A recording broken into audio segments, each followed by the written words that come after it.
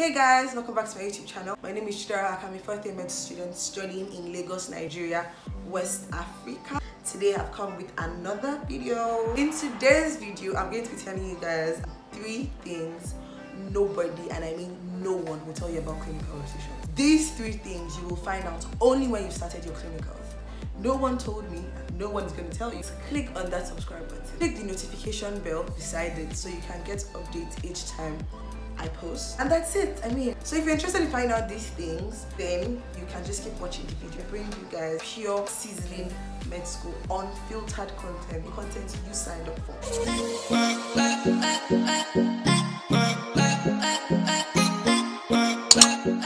So the first thing that nobody is going to tell you about, basically, you know that whole jittery feeling you get the first time you ever clerk a patient? Oh, am I ready? Oh, is this me? It's just a whole bunch of feelings that just come rushing to you when you're just asked to do something that you feel like, oh, you're not ready for. Nobody really tells you about that. So as a med student in 4th year, the first thing you're going to learn how to do is to take histories, and that's because when a patient comes to the hospital, you need to learn how to take the problem from the patient's lips. You need to learn how to listen and find out what exactly is the patient's problem. The first day you clerk a patient, you are not going to be ready for it. You cannot prepare yourself well enough. So you're going to meet different types of doctors.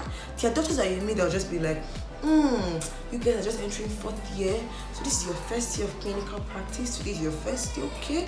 We're going to take it slow with you. You should probably just observe for today, then after that, you can now start clicking. Normal.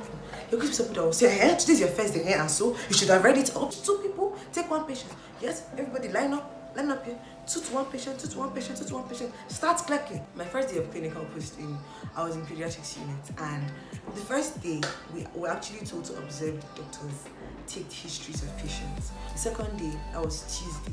The next day I just heard was, oh guys, we're clicking 2 to 1. I was like, what? We are clicking. Like, you get like small me. I just came from 30. Like, I just came from 300 level. How am I clicking? How exactly am I clicking today? Because I'm like, I have never clicked before. I've never met a patient before. But then everybody just expects that you should just put up your grown-up hands, get that confidence from God knows where. Go and meet your patients and click. Like, we're asked to go and call out the patients from the reception. It was the weirdest thing. I just felt like these patients even listen to me. Nobody prepares you for it. Once they give you a class of history taking, you should be able to take histories. That's just it. So you go and meet the patient for the first time in your life. You meet the patient and you call the patient out and you begin to ask the patient questions. What if the patient says no? What if the patient, all those type of fears you have in your mind, guys. That's what I'm talking about. That state where you feel like you're not ready. If you're in pre-med or you're planning to study medicine, you get to a point where you get to this point where you feel like, oh my god, is it really, like, am I really about to do this?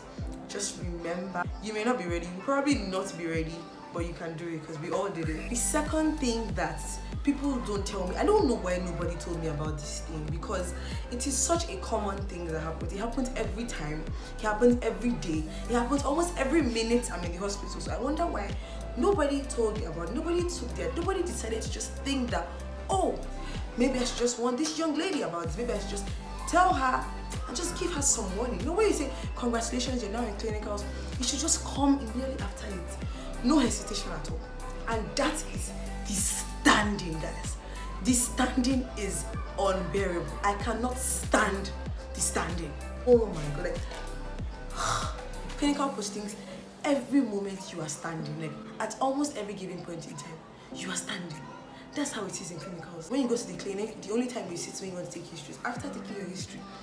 And you go and present to the consultant or the doctor that's on call. You stand there to take histories. You stand to present. While you're presenting, the doctor has to correct you. It's part of your training.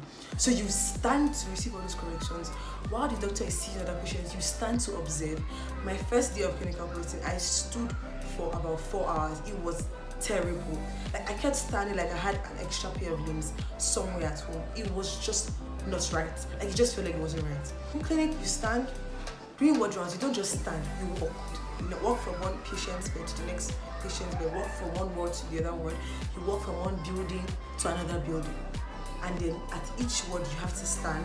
You have to assess the patient documents. Sometimes some bedside procedures can take up to 30 minutes. And you're standing and you're observing and you're just like, oh my god, like, this is my life. What have I done with my life? When you go into the theater during surgery, you stand again. The theater is another place where you will now be standing. Like, you will literally stand for hours watching and observing procedures being performed. If you don't even know how to stand, just start learning. Maybe you should sit more often right now. Enjoy your sitting years. Come to clinical years, I think you should enjoy your seats. Like, literally sit down, enjoy yourself, take on your lectures. But once you get to clinical, oh my god, your legs will hurt. Ask any clinical student in this country. If you're studying medicine, ask any clinical student. You cannot escape it. That's one thing that you should brace up for. Prepare yourself for it, because I wish someone had told me. I would have been so excited. The next thing I'll be talking about that people don't really talk about. People talk about it. People actually talk about this relatively well. People don't really talk about it like that. Just your breaks. Guys, your breaks do not fully belong to you anymore. I'm sure you guys probably already have an idea of this. Your weekends, your nights, your lunch breaks. You get like weekends. Okay, I would say weekends because you know we have always been conditioned when we were young. Mondays to Fridays for work, Saturdays, Sundays for resting, chilling, church, any other thing you just want to do. Well, when you get to your clinical years, your weekends are going to mean a whole lot more to you than you think, and a lot of times you won't even get the full weekend. The only thing about this is very relative. It depends on your department. If you're in a department like internal medicine, you don't even have to have weekend calls or night calls more than maybe 5-6 times in a whole posting. If you're in pediatrics, probably have to have your night calls maybe every 2 times per week, at least 2 times per week. Sometimes you have to take extra night calls just to make up for certain signatures. And then if you're in something like surgery, now depending on the unit in surgery, in something like neurosurgery or PSU here in your surgery unit, every time they're in the theater, you are in the theater. Literally, I had a roommate that was in neurosurgery unit just a few weeks ago. And the night, everybody's sleeping, everybody's chilling. After a long day of work, you will still go back and stay there. Sometimes you just come back by 12, sometimes by 1. Like, you become like in midnight, basically. So your nights, like their weekends, Saturdays, Sundays, they're on call. PSU, the same thing. We have morning rounds, we have evening rounds. So depending on where you are, so the whole thing is you have to start learning how to part with your weekends. So sometimes, today you wake up and you have your whole weekend to yourself and you're happy. Oh my god, wow. And the next minute you're in a different department and wow, the weekend doesn't belong to me anymore. Wow, that's so sad. Yeah, you don't really have breaks. Remember, you barely have breaks in med school in the first place. So where do you have time to actually recover from all of this stress? And then your lunch breaks, obviously everybody will experience this. In pre-med students, whatever field you are, sometimes your breaks are taken away from you. It's part of adulthood.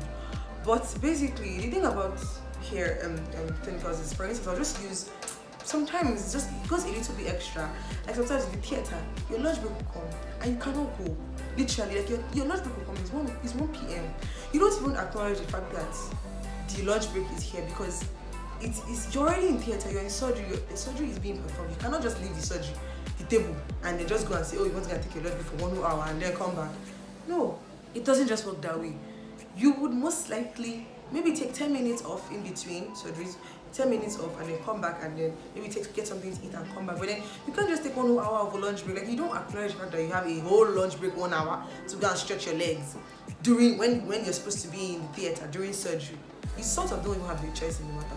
Other things that are really nice in clinicals and many people don't tell you about is the joy that comes with some of these things. Like maybe when you help checking vital signs of a small young patient and then you see his mom tomorrow on the road, she's walking by and then she just says, "Doctor," and you're like, "Hey, hello, take care." That's the part that makes you feel like, oh my god, you've actually done something, you have impacted someone's life. Even if it's in the very little way that you can, you have actually been a doctor to someone. You get that part is also really nice. We have very little things, but then they get to you. Med school is fun. I don't think it's all gloomy and sad and bad. No, it's fun, it's nice. I mean, if you really want to be a doctor, if you're passionate about being a doctor, clinical years are the years you're going to definitely enjoy your clinical years, because there's nothing that shouts you're a doctor more than your clinical year.